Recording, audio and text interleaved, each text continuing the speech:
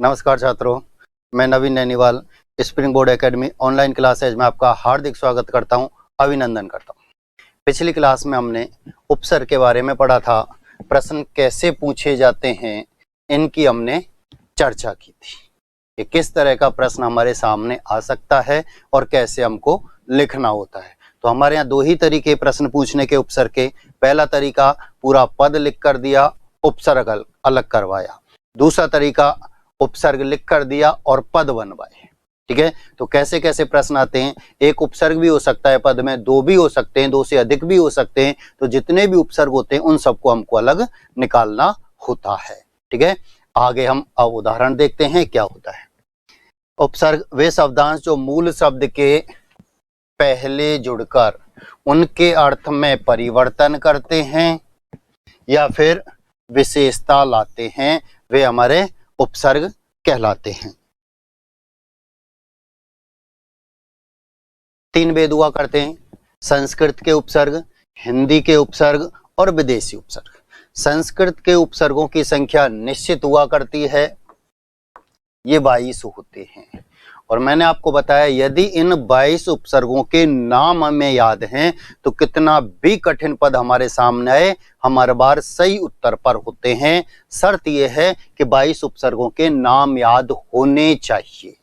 ठीक है, हिंदी के कितने उपसर्ग हैं नहीं पता, विदेशी कितने उपसर्ग हैं नहीं पता, ये निश्चित नहीं होते। सिर्फ और सिर्फ संस्कृत के उपसर्गों की संख्या निश्चित होती है कि ये 22 हुआ करते हैं और प्रश्न पूछे जाने की संभावना 90% यहां से होती है और 10% यहां से होती है।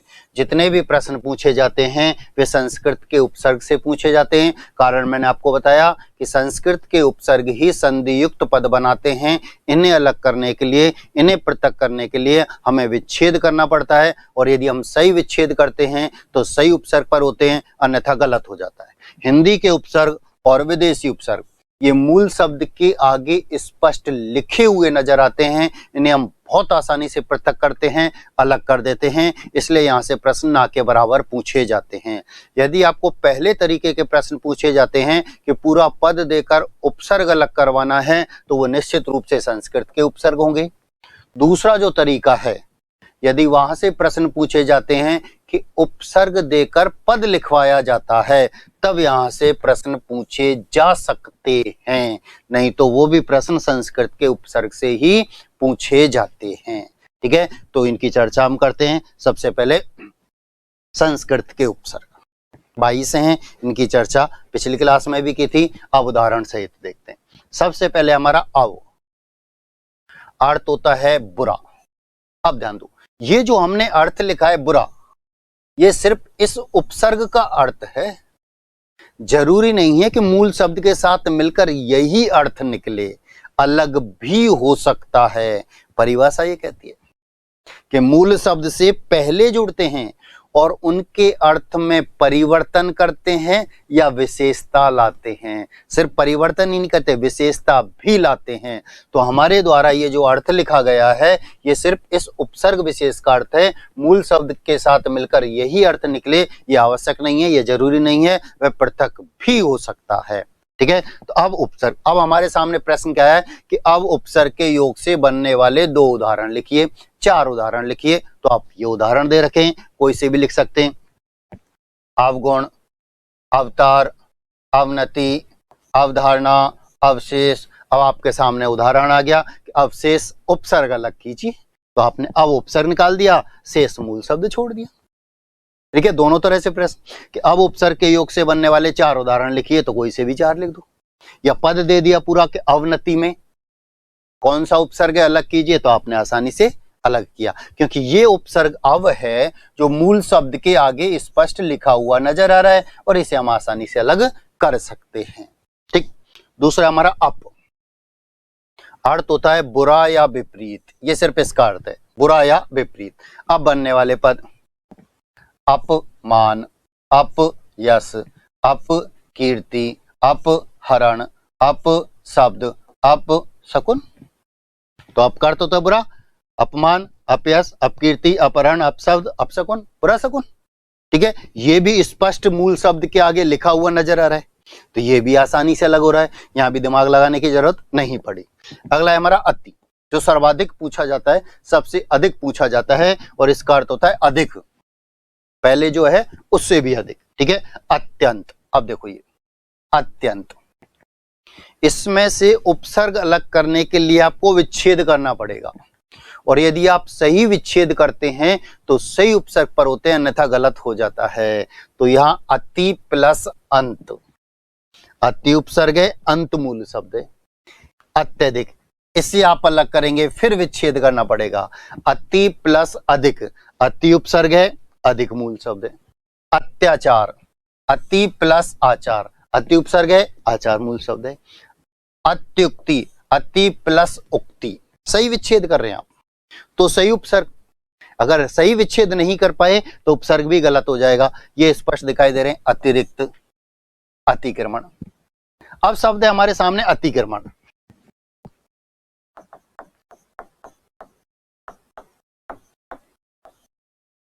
अति उपसर्ग है, क्रम मूल शब्द है, अन प्रत्यय। इस रे की वजह से ने अणे में परिवर्तित हुआ था, और जैसे ही हमने रे को अलग किया, अणे ने में परिवर्तित हो गया। मैंने जब आपको संधि पढ़ाई थी उस समय ये बात बताई थी, जिन शब्दों में री, रे और से ये तीन वर्ण होते हैं, उनमें ने नहीं आता, वे अणे में परिवर्तित हो जाता है। अब जैसे ही हम रे को अलग कर रहे हैं तो अणे जो है फिर ने में परिवर्तित हो गया, और शब्द प्रत्यय निकला हमारा अन। ठीक है, अब ये हमारे सामने उदाहरण आता है, इसमें एक सीधा सा प्रश्न आया कि उपसर्ग अलग कीजिए, तो आपने सिर्फ अति लिख दिया, आपका काम हो गया।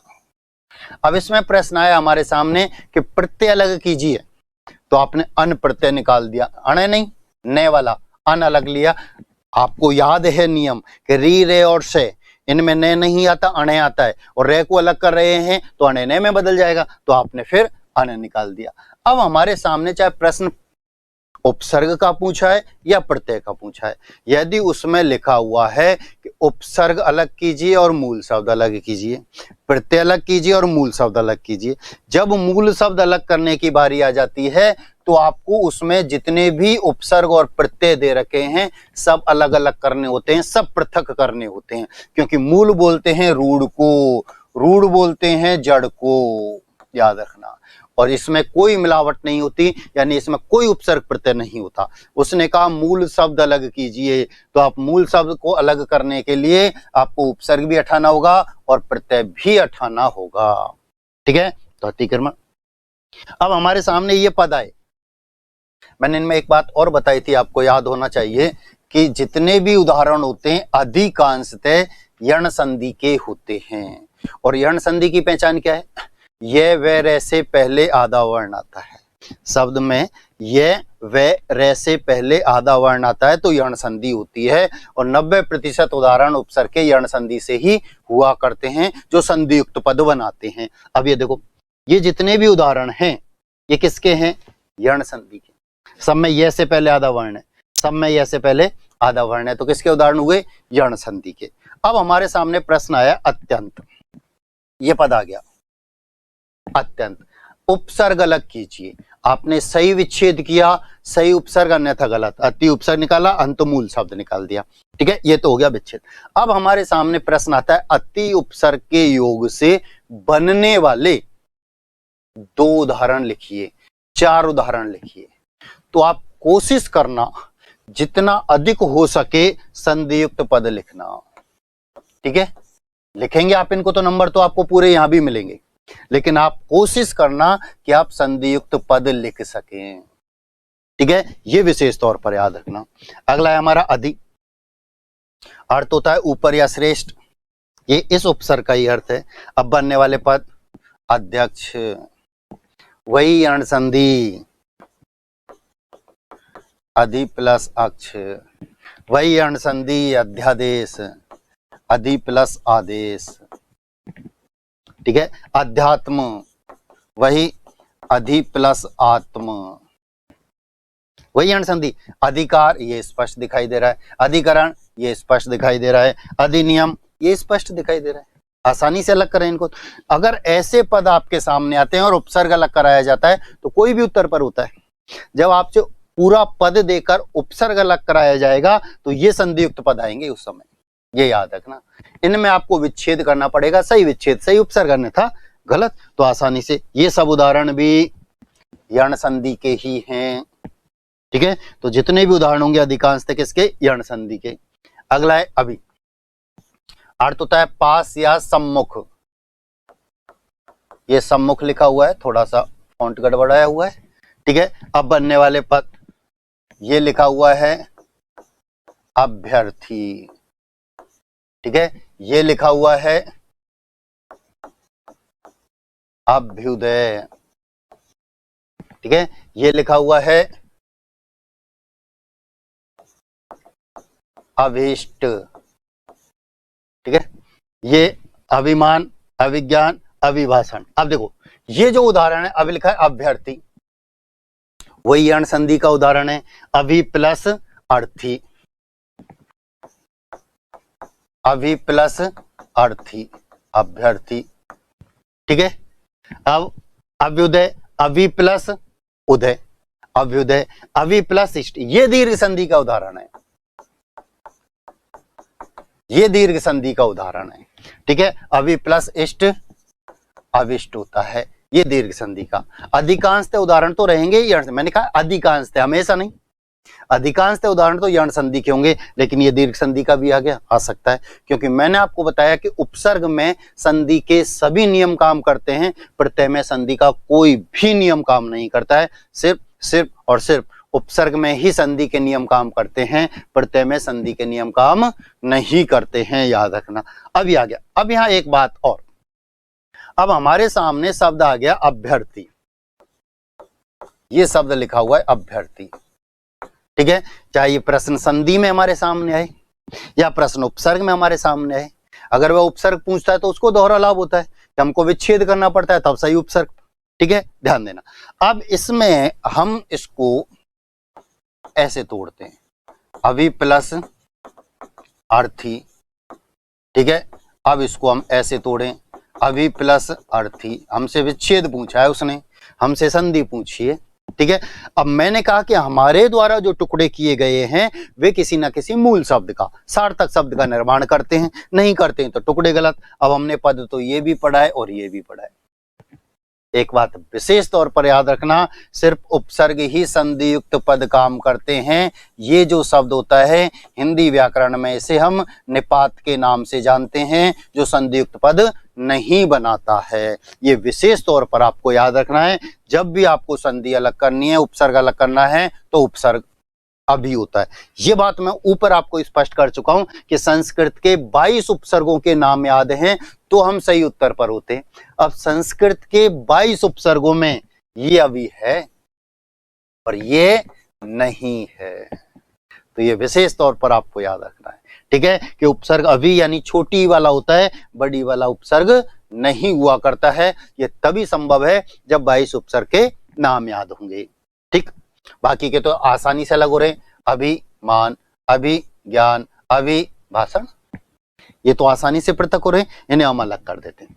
अगला है अपि, अर्थ होता है भी, बनने वाला अपिहित, अपिधान, अपिहित, अपिधान। अपिधान होता है ढक्कन, अपिहित होता है ढका हुआ, ठीक है। दो ही उदाहरण यहां देखने को मिलते हैं। अगला है अनु, इसके उदाहरण भी बहुत पूछे जाते हैं। अर्थ होता है पीछे, काम वही यण संधि करेगी, अनु प्लस ए, अनु प्लस एषण, अनु प्लस इति, अनु प्लस छेद। ये तो कई बार पूछा जा चुका है अनुच्छेद, 2017 वाले पेपर में भी हमारे ये उदाहरण था। यहां मूल शब्द होता है छेद, हमने व्यंजन संधि के नियमों में ये पढ़ रखा है, वहां भी मैंने आपको ये उदाहरण लिखाया था। अनुज, अब हमारे सामने शब्द आया अनुज, अब इसमें से हमने उपसर्ग अलग किया अनु, तो मूल शब्द क्या बचा, जय, और जय का अर्थ होता है जन्म लेना, जय का अर्थ होता है जन्म लेना, अनु का अर्थ होता है पीछे। अब हमारे पीछे जो जन्म लेता है, हमारे बाद जो जन्म लेता है अनुज यानी छोटा भाई। अग्रज, अग्र का अर्थ होता है आगे, यानी हमसे पहले जो जन्म लेता है बड़ा भाई, ठीक है। तो मैंने कहा उपसर्ग अलग करने पर मूल शब्द बचना चाहिए। यदि उपसर्ग के अलग करने पर मूल शब्द नष्ट हो जाता है तो फिर वह उपसर्ग का काम नहीं करता है, वह अपने आप में ही मूल शब्द होता है। ठीक है। तो यहां पर मूल शब्द बचा है जय, और जय का अर्थ होता है जन्म लेना। अनुशासन, अनुपसर्ग, शासन मूल शब्द। अब देखो ये आपने विच्छेद किया तो अनु प्लस इति, संधि में भी मैंने ये उदाहरण आपको लिखा रखा है, अनु प्लस एषण। इसका विच्छेद बहुत पूछा जाता है और इसका विच्छेद होता है अनु प्लस एषण। ए छोटा आएगा क्योंकि छोटी एक ही मात्रा है। हम यहाँ क्या गलती करते हैं, ए के ऊपर मात्रा लगा जाते हैं, बड़ी ए बना जाते हैं, गड़बड़ हो जाती है। ये विशेष तौर पर याद रखना है। ठीक है। अनु प्लस ए, अनु प्लस एषण, अनु प्लस इति, अनु प्लस छेद। अगला है आ। अर्थ होता है तक या सीमा, कि यहां तक, ये सीमा है, ये लिमिट आपकी। आजीवन, आमरण, आरक्षण, आहार, आसानी से अलग। अब आप मुझे बताओ, मैंने ए के आपको कितने उपसर्ग बताए थे? 8। ए के कितने बताए थे? 8। अब देखो 1 2 3 4 5 6 7 और 8। ए के ये हमारे 8 उपसर्ग हैं, आपको याद रखने। ए के कितने थे? 8। ठीक है। अगला है उत। ये सर्वाधिक पूछा जाता है, सबसे ज्यादा पूछा जाता है। अर्थ होता है ऊपर या श्रेष्ठ। बनने वाले पद उन्नति, उत प्लस नति 2018 में पूछा जा चुका है। उत प्लस लेख, ये व्यंजन संधि के उदाहरण है सब। ये सब व्यंजन संधि में आपको लिखा चुका हूं, ऊपर हम इनकी चर्चा कर चुके हैं व्यंजन संधि में। उत प्लस नति, उत प्लस लेख, उत प्लस हार। विशेष नियम में बताया था जहां दोनों स्थानों पर हमने परिवर्तन किया था। उत प्लस हार, उत प्लस शासन, उत प्लस ज्वल, दोनों जय आदे हैं, याद रखना। में प्रिंट है, गलत लिखा हुआ है। उत प्लस ज्वल। आप सही विच्छेद कर रहे हैं, सही उपसर्ग पर है, अन्यथा गलत। तो उज्ज्वल ये शब्द शुद्धि में भी पूछा जाता है, उपसर्ग में भी पूछा जाता है। ये 2019 आरजेएस में भी पूछा जा चुका है। ठीक है। ये उदाहरण आता है। तो आपने सही विच्छेद किया, उत प्लस नति, उत प्लस लेख, उत प्लस हार, उत प्लस शासन, उत प्लस ज्वल। उप अर्थ होता है पास या समीप, पास या समीप। अब बनने वाले पद उपवन, उपकार, उपहार, उपसर्ग, उपदेश आसानी से अलग हो रहे हैं क्योंकि मूल शब्द के आगे स्पष्ट लिखे हुए नजर आ रहे हैं और इन्हें हम आसानी से अलग भी कर रहे हैं। अब ए के मैंने आपको कितने बताए थे? 8 और ऊ के 2, ऊ के 2, 1 2 10 हो गए। आपको 22 के नाम याद रखने हैं, तो ए के 8 और ऊ के 2। अगला है दुर। अर्थ होता है बुरा या कठिन। दुर में रे हलंत याद रखना, रे आदा है हलंत विशेष तौर पर याद रखना। दुरावस्था, दुरुपयोग, दुराशा, दुर्घटना, दुर्गति, दुर्बल। ध्यान देना। अब दुर के आपने 2 4 5 उदाहरण बोर्ड पर लिखे हुए हैं। मैंने आपसे कहा सही विच्छेद करते हैं तो सही उपसर्ग पर होते हैं, अन्यथा गलत हो जाता है। यहां थोड़ा सा परिवर्तन है। ये जो उदाहरण हैं इनमें यदि आपसे उपसर्ग पूछा जाता है तो रे को आप हलंत में परिवर्तित करेंगे, और यदि आपको इनमें विच्छेद पूछा जाता है तो रे को आप विसर्ग में परिवर्तित करेंगे। याद रखना। दुह प्लस अवस्था, दुह प्लस उपयोग, दुह प्लस आशा, दुह प्लस घटना, दुह प्लस गति, दुह प्लस बल। जब आप विच्छेद करेंगे, अगर ये प्रश्न आपसे संधि में पूछा जाता है और आप विच्छेद करते हैं तो ये जितने भी रे हैं ये विसर्ग में परिवर्तित हो जाते हैं, और यदि इन्हीं पदों में आपसे उपसर्ग पूछा जाता है तो रे को हम हलंत में परिवर्तित करते हैं। अब हमारे सामने उदाहरण आ गया दुरावस्था। प्रश्न क्या है? उपसर्ग अलग कीजिए। तो हमारे दिमाग में तो वही संधि वाली बात आएगी। ठीक है, संधि वाली बात आएगी कि सही विच्छेद कर दो, सही उपसर्ग पर हम स्वतः ही पहुंच जाएंगे। लेकिन मैंने आपसे क्या कहा कि 22 उपसर्ग के नाम याद होना अनिवार्य है। यदि 22 उपसर्ग के नाम याद होते हैं तो कितना भी कठिन पद हमारे सामने आए हम हर बार सही उत्तर पर होते हैं। अब हमारे 22 में दुर तो होता है लेकिन दुह नहीं होता। और जब आपको 22 के नाम याद हैं और 22 के नाम में आपको पता है दुर उपसर्ग है और उपसर्ग पूछा है, तो आप दु तो अलग ही नहीं कर सकते क्योंकि तो उपसर्ग ही नहीं होता। तो उपसर्ग क्या होता है हमारा? दुर। तो आपसे इन पदों में क्या पूछा जाता है? उपसर्ग। तो आप रे को क्या करेंगे? हलंत। इन्हीं पदों में यदि आपसे विच्छेद पूछा जाता है, संधि में पूछे जाते हैं, तो आप रे को किस में बदलेंगे? विसर्ग में, विशेष तौर पर याद रखना। ठीक है। अगला है दुस से हलंत है। ठीक है। अर्थ होता है बुरा या कठिन। बनने वाले पद दुशासन, दुष्फल, दुस्साहस। ठीक, ध्यान दो। देखो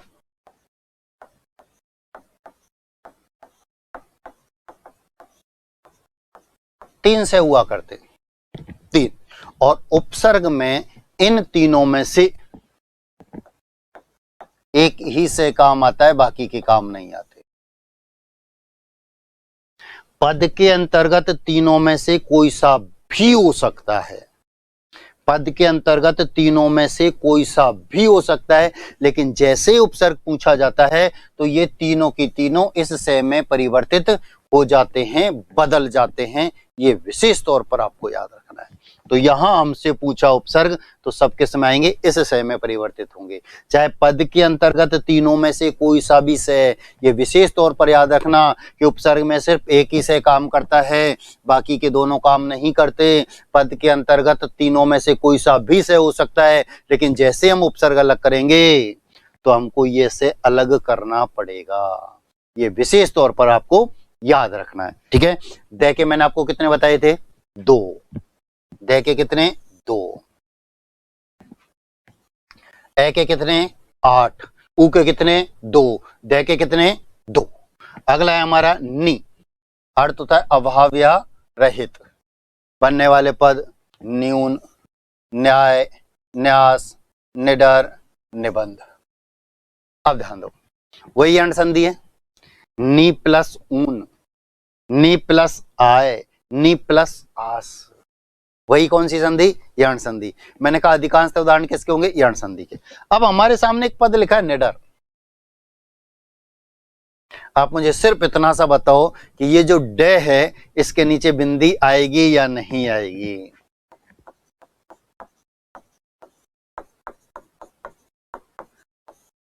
हमारे सामने आ गया शब्द शुद्धि में। शुद्ध शब्द का चयन कीजिए। दोनों लिख कर दिए। अब जो शुद्ध है वो आप लिख दो, जो नहीं है वो हटा दो। तो कौन सा शुद्ध रहेगा? क्योंकि यहां मूल शब्द क्या है? डे, डर।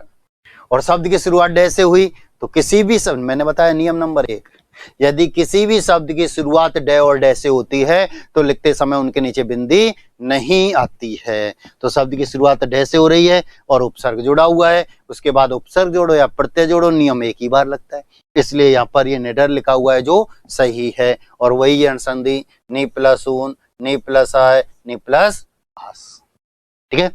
निर रे अलंत है। निर रे अलंत है। अर्थ वही अभाव या रहित। बनने वाले पद निराशा, निराहार, निरर्थक, निरपराध, निर्धन, निर्बल, निर्मल। ध्यान दो, वही स्थिति एक बार फिर हमारे सामने लागू होती है।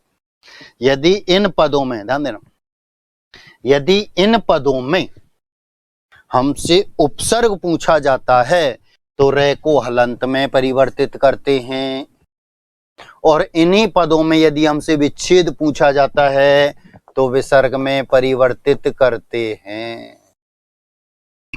विशेष तौर पर याद रखना, उपसर्ग पूछा तो हलंत लगाएंगे, विच्छेद पूछा तो विसर्ग लगाएंगे। जैसा दुर वैसा निर, जैसा दुर वैसा निर।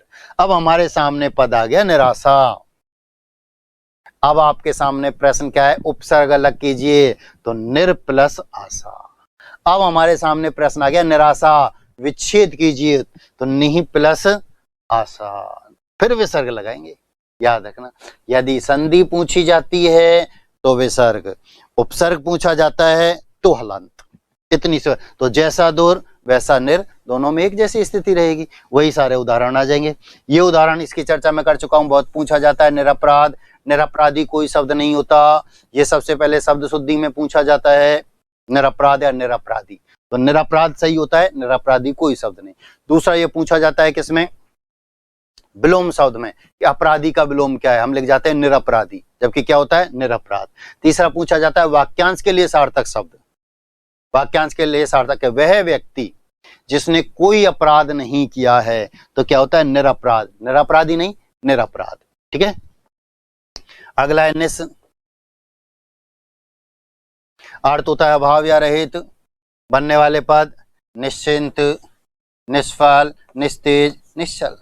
वही स्थिति फिर आपके सामने लागू हो गई 3 से, और उपसर्ग में सिर्फ एक काम आता है, बाकी के काम ही नहीं आते। पद के अंतर्गत तीनों में से कोई सा भी हो सकता है, लेकिन जैसे ही हम उपसर्ग अलग करते हैं तो तीनों की तीनों इससे में परिवर्तित हो जाते हैं। ये विशेष तौर पर याद रखना, जैसा दुस वैसा निस, जैसा दुस वैसा निस, स्थिति एक जैसी है। ठीक है, ये उदाहरण, इसकी चर्चा मैंने की थी। उदाहरण पूछा गया था निश्चिंतता, फर्स्ट ग्रेड स्कूल लेक्चरर 2016 में 17 जुलाई को एक पेपर हुआ था, वहां ये उदाहरण पूछा गया था। इसमें क्या किया उसने, उपसर्ग, मूल शब्द और प्रत्यय पूछे थे, और मजे की बात उसने उपसर्ग ये माना था, और छात्रों ने रेट लगाई और प्रश्न को डिलीट करना पड़ा था, क्योंकि मैं आपको बता चुका हूं उपसर्ग में सिर्फ एक ही से काम आता है, बाकी के काम नहीं आते। पद के अंतर्गत तो तीनों में से कोई सा भी हो सकता है, पद के अंतर्गत तो तीनों में से कोई सा भी हो सकता है, लेकिन जैसे ही उपसर्ग अलग करेंगे तो आपको ये सही निकालना पड़ेगा, जो जैसा दुस वैसा निस, विशेष तौर पर याद रखेंगे। ठीक है, तो न के कितने होते हैं, 3, 1, 2 और 3। ए के कितने, 8, उ के कितने, 2, ड के कितने, 2, न के कितने, 3। अगला है प्र, अर्थ होता है प्रबल, बनने वाले पद प्रबल, प्रगति, प्रचार, प्रसार, प्रमाण, परिणाम। ध्यान दो, 2 उदाहरण आपके सामने फिर आए, प्रमाण और परिणाम। अब हमारे सामने ये 2017 की संधि में पूछा जा चुका है उदाहरण कि प्रमाण का संधि विच्छेद क्या होगा, तो प्र प्लस मान। अभी अभी मैंने आपको बताया कि जिन शब्दों में री, रे और से, षटकोण वाला से, ये 3 वर्ण होते हैं, उनमें न नहीं आता, वहां अणे आता है। और जैसे हमने रे को अलग किया तो जो अणे था हमारा न में परिवर्तित हो गया। री, रे और से इसकी वजह से ही पूछा जाते हैं, याद रखना। तो ये मूल शब्द क्या है इसमें, मान, मान नहीं, मान मूल शब्द। रे को अलग करते ही अणे ने में परिवर्तित हो गया, यहां मूल शब्द क्या निकलेगा, नाम। प्रयोपसर्ग, मूल शब्द क्या निकलेगा, नाम। याद रखना, रे की वजह से ने अणे में परिवर्तित था, रे को अलग करते अणे फिर किसमें बदल गया, न में। ठीक है, तो ये उदाहरण ये भी पूछे जाते हैं। अगला है प्रति, अर्थ होता है प्रत्येक या विपरीत, बनने वाले पद प्रतिदिन, प्रतिकूल, प्रतिध्वनि, प्रत्येक, प्रत्याशा, प्रत्यक्ष, प्रत्यर्पण। सब यर्ण संधि के उदाहरण हैं, सब यर्ण संधि के उदाहरण हैं। आप लिखते हैं प्रति प्लस एक, प्रति प्लस आशा, प्रति प्लस अक्ष, प्रति प्लस अर्पण, प्रति प्लस अर्पण। रे की वजह से न नहीं है, याद रखना। ठीक है, तो ये आपके उपसर्ग निकल रहे हैं प्रति, ये आपके मूल शब्द बच रहे हैं, आसानी से अलग हो रहे हैं। ये प्रति उपसर्ग है, याद रखना। मैंने कहा अधिकांश उदाहरण यर्ण संधि से होते हैं, तो ये यर्ण संधि के ही तो उदाहरण है। आसानी से आप अलग करें, पृथक करें, यदि आपको संधि के नियम याद हैं तो। अगला है परा, अर्थ होता है उल्टा, बनने वाले पद पराजय, पराभव, पराक्रम, पराकाष्ठा। पराकाष्ठा किसे कहते हैं, हद, सीमा, कि आपकी पराकाष्ठा यहां तक है, यहां से बाहर कोई नहीं जाएगा, याद रखना। अगला है परि, अर्थ होता है चारों ओर, बनने वाले पद पर्यटन, परि प्लस अटन, परिक्रमा, परि उपसर्ग है, क्रम मूल शब्द है, अप्रत्यय, परिपूर्ण, परिमाण, तो मूल शब्द क्या निकलेगा, मान। ठीक है, परिणाम मूल शब्द क्या निकलेगा? नाम। पर्यावरण परि प्लस आवरण, तो इसमें उपसर्ग आपने दो अलग किए, परि आवरण, ये मूल शब्द है, ये उपसर्ग है, ये उपसर्ग है, ये मूल शब्द है। अब हमारे सामने प्रश्न क्या है? उपसर्ग अलग कीजिए, तो हमको दोनों उपसर्ग निकालने पड़ेंगे वहां। ये नहीं परि लिख दिया आवरण लिख दिया तो गलत हो जाएगा, आधा ही नंबर मिलेगा, फिर यहाँ गड़बड़ी है, याद रखना ये, ठीक है। तो वही उपसर्ग, वही यण संधि, देखो इसमें यण संधि आ गया, ये यण संधि आ गई, परि प्लस आवरण, ठीक है। तो पे के कितने बताए मैंने आपको? 4, 1 2 3 4, पे के कितने बताए आपको मैंने? 4, तो 4। ए के कितने? 8, ऊ के कितने? 2, डे के कितने? 2, न के कितने? 3, पे के कितने? 4, ठीक है। अगला है वी, अर्थ होता है विशेष या भिन्न। बनने वाले पद व्यय, व्याधि, व्यायाम, विख्यात, ये लिखा हुआ है विख्यात, विजय विशेष, ठीक है। अवयी यण संधि वी प्लस है, वी प्लस आदि, वी प्लस आयाम।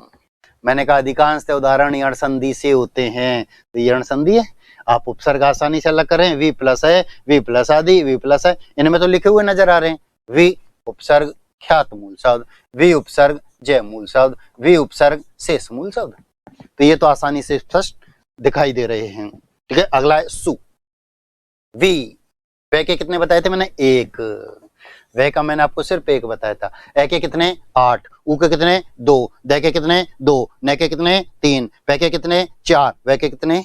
1। अगला है सु, अर्थ होता है अच्छा।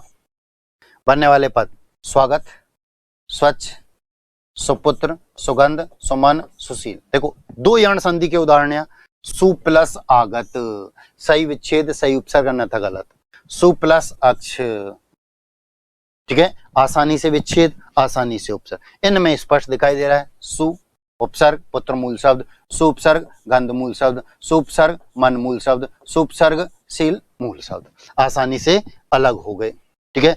अगला है सम, मैं हलंत है, याद रखना मैं हलंत है, संस्कृत में मैं हलंत है उपसर्ग में आता है, अर्थ होता है अच्छी तरह। बनने वाले पद संसार, संवाद, संगार, संज्ञा, संयुक्त, संलग्न। अब हम इनका विच्छेद करेंगे, तो ये जो बिंदी है जिसे हम अनुस्वार के नाम से जानते हैं, ये में परिवर्तित होती है, सम प्लस सार, सम प्लस वाद, सम प्लस हार, सम प्लस ज्ञा, सम प्लस युक्त, सम प्लस लग्न, ठीक है। ये आसानी से आपने उदाहरण लिख दिया, सम्मुख तो सम प्लस मुख, आसानी से अलग किया आपने, स्पष्ट दिखाई दे रहा है। मैं आपको क्या करना है? हलंत लगाना है। से के कितने? 2, 1 2, ए के कितने? 8, ऊ के कितने? 2, दे के कितने? 2, न के कितने? 3, पे के कितने? 4, वे के कितने? 1, से के कितने? 2, कितने हो गए? 22। इनके अलावा हमको एक अतिरिक्त और पढ़ना होता है, और वो होता है अन, जिसमें न अलंत होता है, अर्थ होता है अभाव या रहित। बनने वाले पद अनुचित, अन प्लस उचित, अन प्लस उपमा, अन प्लस इच्छा, अन प्लस उपस्थित, ठीक है। अब ये एक अतिरिक्त हमने पढ़ा, पहले अपी हुआ करता था, आज अपी के स्थान पर अन कर दिया, माध्यमिक शिक्षा बोर्ड की पुस्तक में ये लिखा हुआ है, अब वहां अपी नहीं है अन आ गया है, ठीक है, याद रखना। तो हमने एक अतिरिक्त पढ़ा, कोई फर्क नहीं पड़ा, ये पद हमारे सामने आ गए।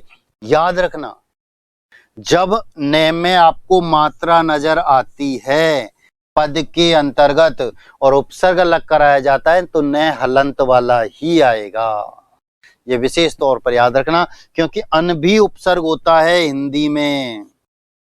वहां हमारे सामने उदाहरण आएगा अनपढ़,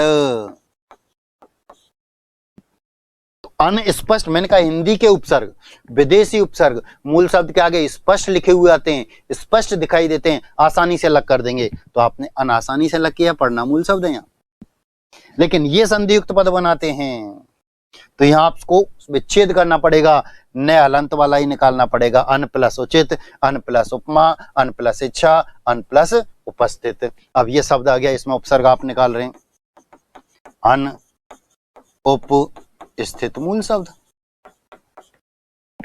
दो उपसर्ग आपने निकाल दिए, एक और दो।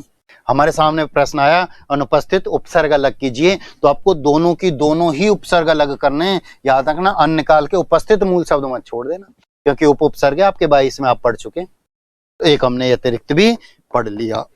ठीक है, तो ये हमारे संस्कृत के उपसर्ग हैं जो संधियुक्त पद बनाते हैं, इन्हें हमें पृथक करते हैं, आसानी से उत्तर पर होते हैं, क्योंकि उपसर्ग में संधि के सभी नियम काम करते हैं। सही विच्छेद, सही उपसर्ग, अन्यथा गलत हो जाता है। अब हम हिंदी के और विदेशी दो चार उपसर्ग देखते हैं कि देखो वो कैसे मूल शब्द के आगे स्पष्ट लिखे हुए नजर आ रहे हैं और कैसे इन्हें हम आसानी से अलग कर रहे हैं। हिंदी के उपसर्ग दो चार पांच हैं जिनकी हम चर्चा करते हैं, बाकी के सब ऐसे ही होंगे और आसानी से आप भी अलग करेंगे। उपसर्ग है ए, अर्थ होता है अभाव या रहित। ठीक है, अब बनने वाले पद देखो, अभाव, अखंड, अज्ञान, अजर, अमर। अब इनमें कोई भी ऐसा पद नजर आया जिसमें आप उपसर्ग अलग नहीं कर रहे, आसानी से ए निकाल दो, सब में स्पष्ट दिखाई दे रहा है। आसान, सब में यही रहेगा, जितने भी उदाहरण होंगे सब में उपसर्ग स्पष्ट लिखा हुआ नजर दे। अभाव, भाव मूल शब्द, अखंड, अज्ञान, अजर। हम अजर किसे कहते हैं? जो कभी बूढ़ा नहीं हो। अमर किसे कहते हैं? जो कभी मरे नहीं, जो कभी मरे नहीं। तो आसानी सभी उदाहरण ऐसे होंगे। देखो अगला है अन, यहां अलंत नहीं है, वहां अलंत था, दोनों अलग अलग हैं। बनने वाले पद, अर्थ होता है अभाव या रहित। बनने वाले पद अनपढ़, अनजान, अनमोल, अनबन, अनहोनी। कोई उदाहरण ऐसा है जिसे आसानी से पृथक नहीं कर रहे, स्पष्ट दिखाई देगा, मूल शब्द अलग ही अपने आप में दिखाई देता है। अगला है कु, अर्थ होता है बुरा। बनने वाले पद ये लिखा हुआ है कुख्यात,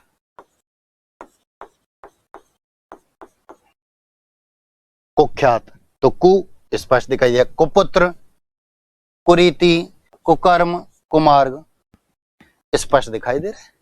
अब हमारे सामने यह गलती क्या होती है, मैंने आपको बताया कि जैसे हम उपसर्ग को अलग करते हैं मूल शब्द नष्ट हो जाता है, तो फिर वह उपसर्ग का काम नहीं करता है। अब हमारे सामने प्रश्न आ गया, कु उपसर्ग के योग से बनने वाले दो उदाहरण लिखिए, चार उदाहरण लिखिए। हम धारा प्रवाह में लिख गए।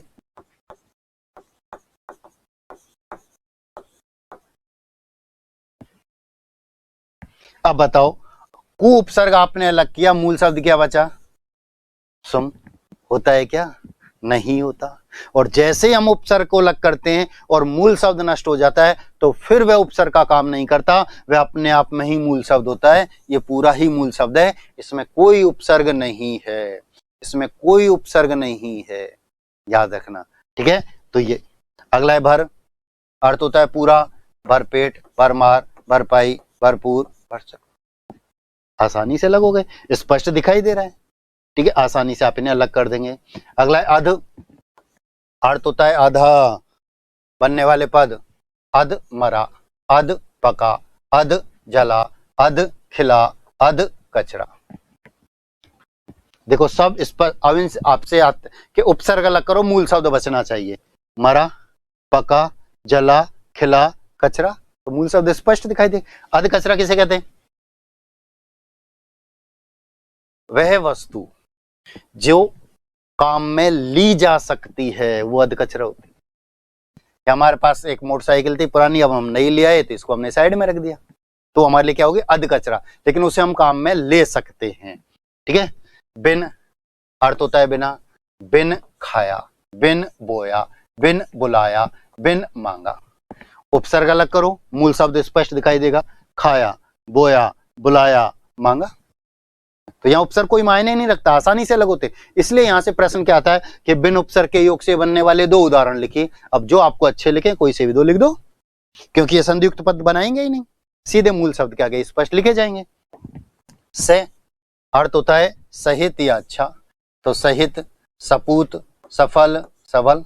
तो हित, पूत, फल, बल स्पष्ट दिखाई दे रहे। सम, यहां मैं पूरा है, वहां मैं हलंत था, याद रखना। और पूरा मैं स्पष्ट लिखा हुआ नजर आएगा। समतल, समकक्ष, समकालीन, समकोण।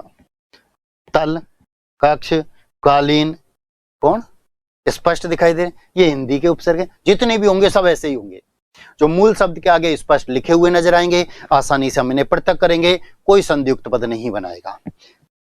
ऐसे ही हम विदेशी उपसर्ग देखते हैं 2 4 5। ये भी मूल शब्द के आगे स्पष्ट लिखे हुए नजर आएंगे, आसानी से पृथक करेंगे, कोई संयुक्त पद नहीं बनाएगा। कैसे? उपसर्ग है बे, अर्थ होता है अभाव या रहित, अभाव या रहित। बनने वाले पद बेघर, बेईमान, बेइज्जत, बेसहारा, बेवफा, बेपना। आप देखो उपसर्ग अलग कर दिया, मैं मूल शब्द बोल रहा हूं। घर, ईमान, इज्जत, सहारा, वफा, पना, स्पष्ट मूल शब्द दिखाई दे रहे हैं, उपसर्ग लिखा हुआ है, बस हटा दो। अगला है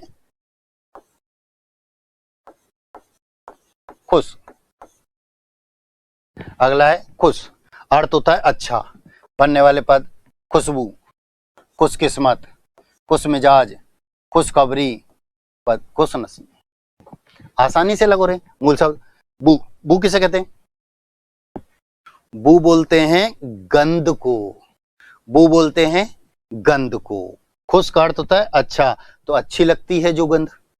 बद का अर्थ होता है बुरा, बदबू, बुरी लगती है जो गंध। ठीक है, तो बू क्या है? गंध।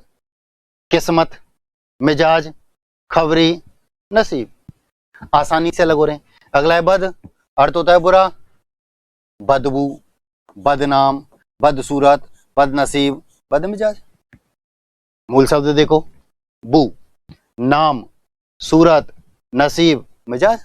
आसानी से, उपसर्ग की कोई भूमिका नहीं है, मूल शब्द के आगे स्पष्ट लिखा हुआ है, कोई भी अलग करेगा। ला, अभाव या रहित, ला इलाज, ला जवाब, ला पता, ला वारिस, ला परवा।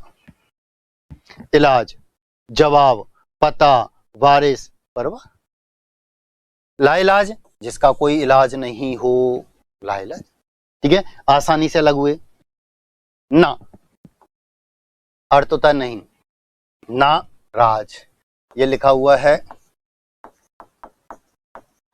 ना उम्मीद, ना उम्मीद, ना पसंद, ना लायक, ना जायज। अब उपसर्ग हटा के मैं बोलता हूं, राज, उम्मीद, पसंद, लायक, जायज। स्पष्ट दिखाई दिया। अगला है हर, अर्थ होता है प्रत्येक। बनने वाले पद हर पल, हर घड़ी, हर वक्त, हर रोज, हर साल। उपसर्ग अलग करके बोलता हूं, पल, घड़ी, वक्त, रोज, साल। मूल शब्द स्पष्ट दिखाई दे रहा है, उसके आगे उपसर्ग जुड़े हुए। हम, अर्थ होता है साथ। बनने वाले पद हम राही, हम सफर, हम राज, हम दर्द, हम वतन। उपसर्ग अलग करके बोलता हूं, राही, सफर, राज, दर्द, वतन। आसानी से अलग हुए। गैर, अर्थ होता है अभाव या रहित। बनने वाले पद गैर हाजिर, गैर कानूनी, गैर कौम।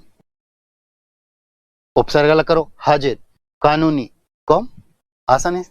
तो हिंदी के उपसर्ग, विदेशी उपसर्ग मूल शब्द के आगे स्पष्ट लिखे हुए नजर आते हैं, कोई भी नहीं आसानी से पृथक करता है, क्योंकि ये संयुक्त पद नहीं बनाते हैं। संस्कृत के उपसर्ग संयुक्त पद बनाते हैं, इन्हें अलग करने के लिए हमें विच्छेद करना पड़ता है। सही विच्छेद, सही उपसर्ग, अन्यथा गलत हो जाया करता है। इसलिए मैंने कहा संस्कृत के उपसर्गों से प्रश्न पूछे जाने की संभावना प्रबल होती है, अधिक होती है। हिंदी के उपसर्ग और विदेशी उपसर्ग ना के बराबर पूछे जाते हैं। ठीक है, तो उपसर्ग हमारे समाप्त होते हैं। आज के लिए इतना ही। नई क्लास में नए बिंदु के साथ मिलेंगे। धन्यवाद।